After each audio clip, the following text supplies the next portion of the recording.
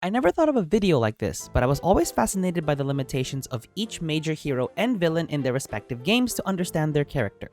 I think limitations are fun for the flexibility of the story or the game, since if a villain was given free reign to do whatever they want, then it would make that character relatively boring. At least with restrictions to their character, we can get a better understanding of why they can or can't do certain actions based on their personality. Their limitations are usually determined by their upbringings in life and how they operate in their present versions. In this new series of videos, I will be analyzing major characters in various games and determine their rules.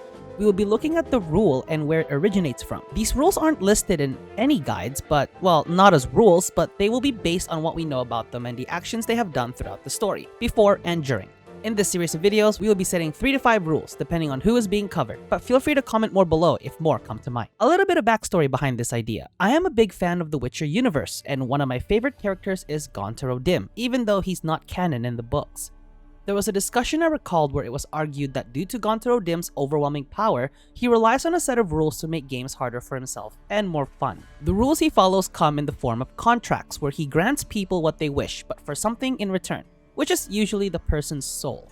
So I figure, why not take a closer look at some of the limitations or rules followed by main characters in games that prevent them from simply destroying the world and everyone as they see fit. In this episode, as you can tell from the title, we will be covering Sin.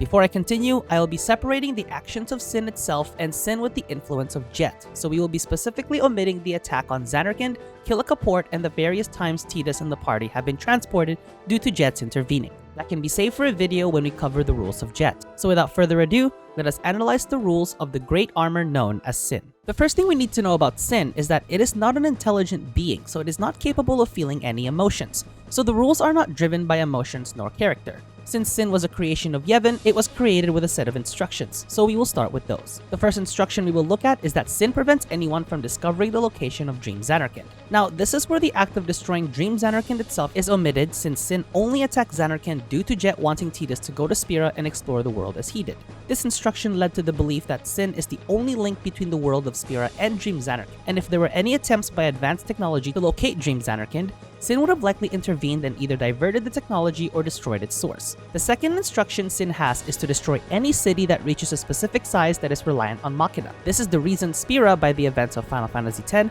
mostly consisted of natural environments with only small villages and towns making up most of the settlements in Spira, with only a handful of cities. This is to prevent the wrath of Sin. In fact, there are far more ruins found in Spira, both on land and underwater, than there are active civilizations. Those cover the main instructions that we know of in canon. Now we will look at more indirect ones, and these directly correlate to the details we learn about Sin throughout the events of the game. The next rule we will cover with Sin is the use of its Sin Spawn. We know the Sin Spawn to be the creations of Sin's bodies itself. It is almost like the offensive form of its armor, as Sin can launch Sin Spawn and use them as a means of attack towards those who would seek to harm it. It seems that the Sin Spawn are rather important, since they are a creation of Sin. It treats them as if it is a part of itself, and Sin always seems to return to the Sin Spawn or is always nearby. The biggest example of this is Operation Mihen, where Sin Spawn gathered from throughout Spira are sent to Mushroom Rock Road to lure Sin in and use the Machina weapon to destroy it, which eventually fails, but the objective of luring Sin to them succeeds. In addition, Sin also launches Sin Spawn to the beach, where they do battle with the Crusaders. The latter is evident throughout the story, where when the party do battle with Sin Spawn, Sin is usually spotted nearby, either before or during the encounter. So while most villains would use allies to spread them throughout the world and expand said villain's influence, Sin tends to keep its Sin Spawn nearby, not being scattered throughout Spira to spread the fear and destruction Sin already causes. But if you're a creature as powerful as Sin is, then perhaps there is no need for that. The last rule we will take a look at with Sin is the time it takes for it to influence its core to the destructive nature of the armor. Now this one is interesting because, well, how is this a rule? How does this affect the story and the potential characteristics of Sin? In fact, this whole basis is the reason Sin showed a form of near restraint throughout the story. While yes, this is mostly through Jet, the reason he was able to have some control of himself is because it has only been 10 years since he defeated Sin and became the core of it. When we look back at the other High Summoners, at least 100 years separate their victories over Sin, which would have given it plenty of time to influence the final Aeon that they would no longer be able to tell friend from foe and simply just becomes a part of Sin entirely. Since Jet was not fully engulfed in Sin's influence, he was able to influence some of Sin's direction, such as entering Dream Zanarkand and sending Tidus to Spira, as well as saving the party by transporting them to different locations. And that about covers the rules on Sin.